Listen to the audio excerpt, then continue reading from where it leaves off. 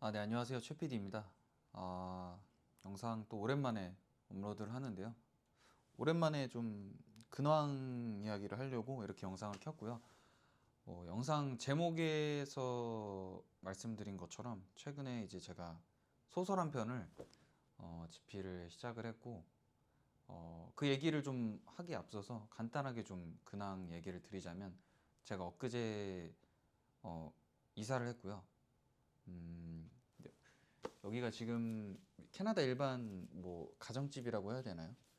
어, 제가 원래는 항상 이제 호주 때부터 이제 워킹홀리데이를 이제 한 3년 가까이 하고 있는데, 항상 이렇게 한국인 룸메이트들이랑 살다가 이번에는 아예 그냥 로컬 사이트에서 이제 캐네디언이 뭐 지하를 아예 통으로 이렇게 쓸 사람을 구하고 있더라고요.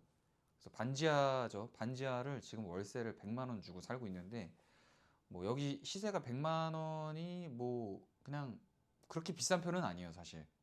월세가 보통 저렴한 방이 한 70만 원 정도 하고요. 보통 한 7, 80만 원. 그리고 조금 좋은 베드룸을 구하려면은 한 90만 원, 100만 원 이렇게 넘어가게 되는. 예. 그래서 그전에는 항상 저는 룸메이트들도 많고 그렇게 생활하다가, 최근에 느낀 게 룸메이트들이 많으니까 조금 피곤해가지고, 예, 그냥 최대한 룸메이트가 적은 곳에서 지금처럼 지분이 큰데 집주인 혼자 이제 위층 쓰고 저 혼자 이렇게 지하만 쓰는 두 명이서 사는 거죠. 그래서 어, 살고 있고, 간단하게 뭐 보여드릴게요. 집이 어떤지. 근데 일단 여기가 뭐 제가 방금 앉아 있었던 이제 식탁이고, 이제 부엌이죠.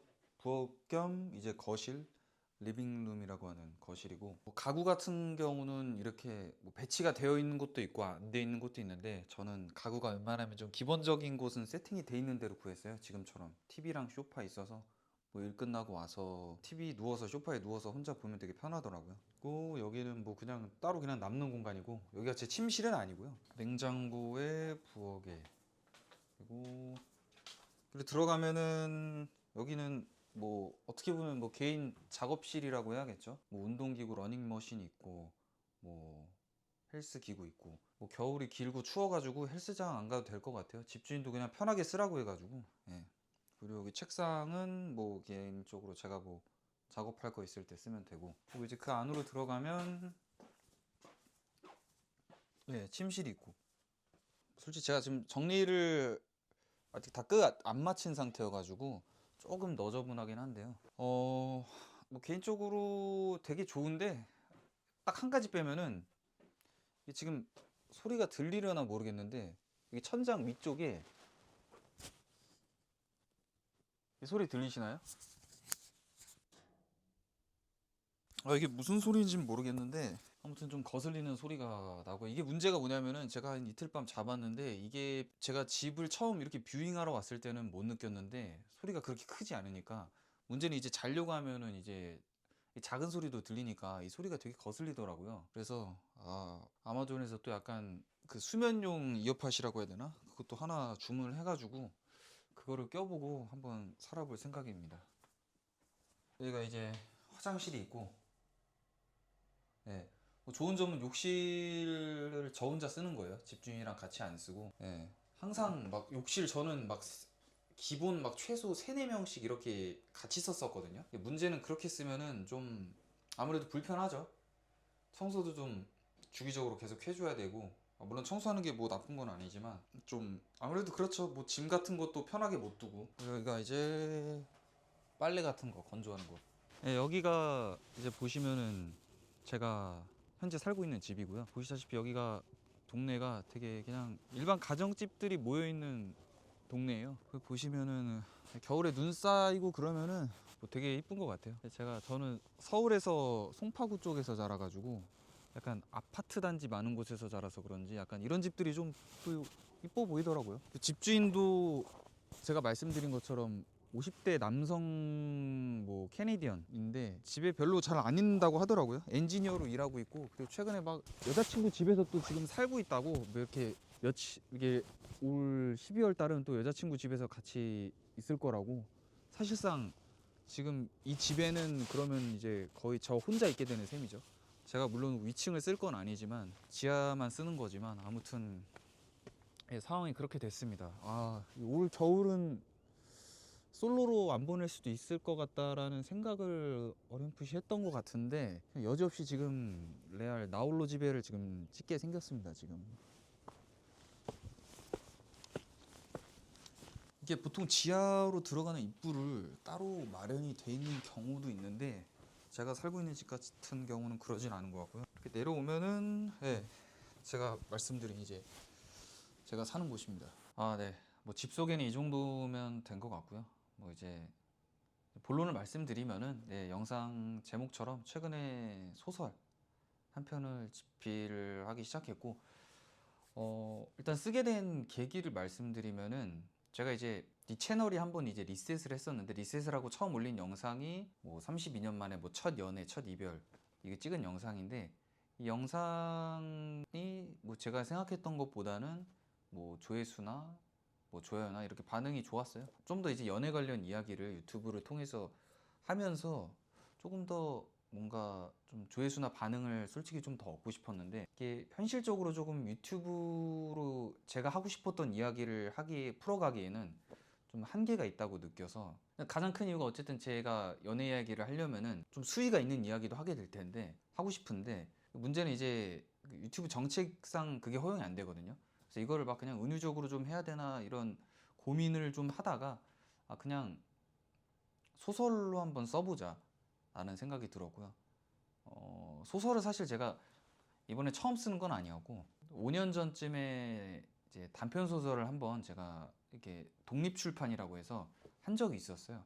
이제 제목이 신이시여라는 제목인데 뭐 지금 생각해 보면 제목을 살짝 좀 잘못 지은 것 같긴 한데 어쨌든 내용은 똑같이 이제 저의 자전 소설이고 5년 전쯤에 제가 이제 텔레마케팅이라고 전화로 보험 영업을 하고 있었거든요. 이게 사실은 제가 제 두 번째 지금 이 소설을 쓸 때 제 첫 소설을 어떻게 썼는지 궁금해가지고 내용이 기억이 잘 안 나가지고 PDF 파일로 다운받아가지고 그 챗GPT한테 그거를 줄거리를 좀 요약을 해달라고 했었거든요. 그래서 그 요약한 거를 제가 그냥 차라리 한번 읽어드릴게요. 주인공 허정진은 저예요. 이제 사실상 제가 이제 저의 이름을 이제 바꾼 거고 주인공 허정진은 가난과 외로움 속에서 옥탑방에 살다 신비한 고양이 네로를 만나 언제나 진실만을 말해야 한다는 시험을 받는다.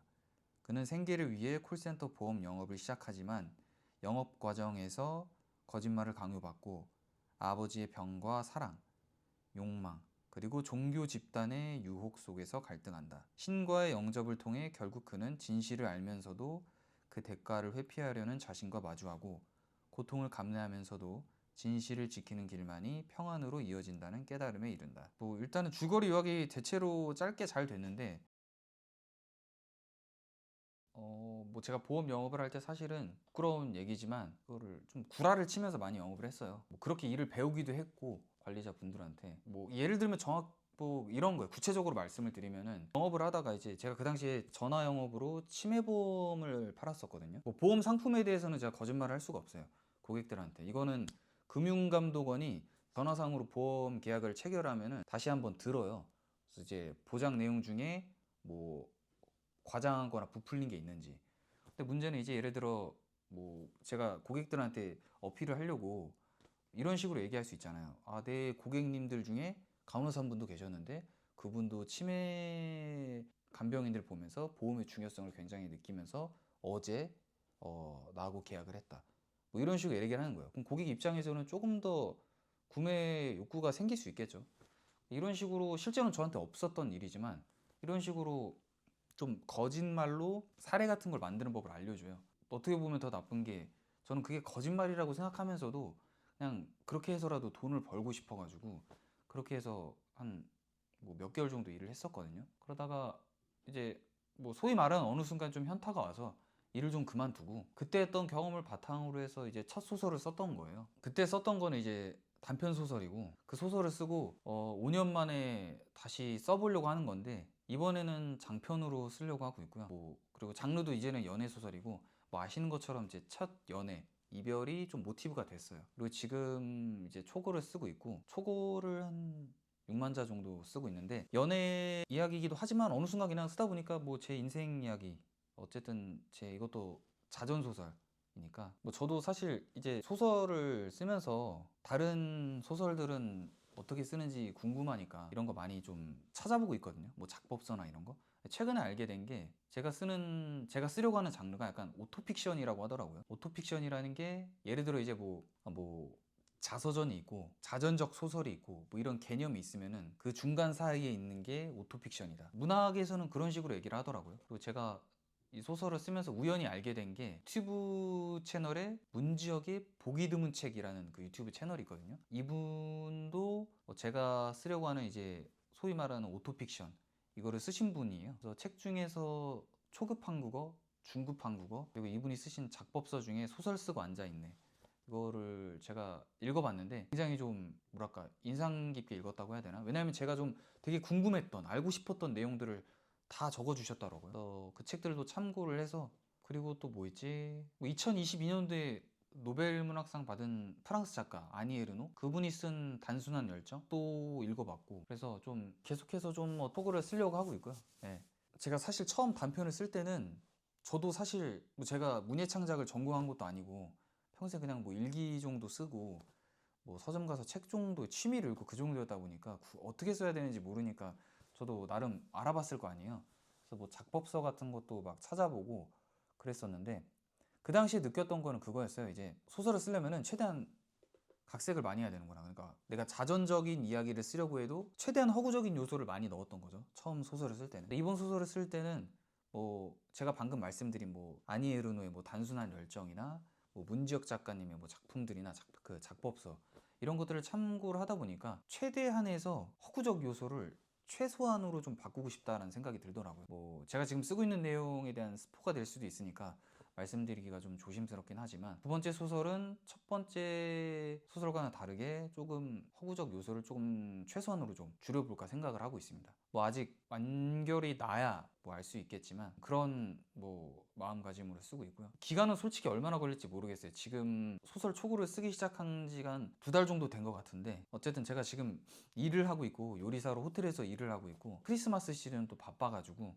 쓸 시간이 뭐 사실 출근하기 전이나 퇴근 후, 이 중에 이제 하루에 한두 시간 정도 시간을 내서 틈틈이 계속 써야 할 것 같고요. 초고가 완성이 되면은 그때 다시 한번 이제 유튜브 영상으로 뭐 진행 상황 간단하게 브리핑하는 영상을 좀 올리려고 합니다. 뭐 사실 지금도 이런 영상 찍고 있을 게 아니라 빨리 초고 한 줄이라도 더 써야 되는데, 뭐 요즘에는 아무래도 뭐 취미로 글을 쓰는 사람도 유튜브 같은 플랫폼도 이제 적절하게 좀 쓰는 게 중요하다고 생각을 해서, 만약에 제가 사실 솔직히 말씀드리면은 진짜 다 쓸 수 있을까 고민도 되고, 예, 그렇긴 한데 다음에, 그래서 제가 만약에 초고를 다 쓰게 되면 그때 또 한번 영상으로 좀 찾아뵐 수 있도록 하겠습니다.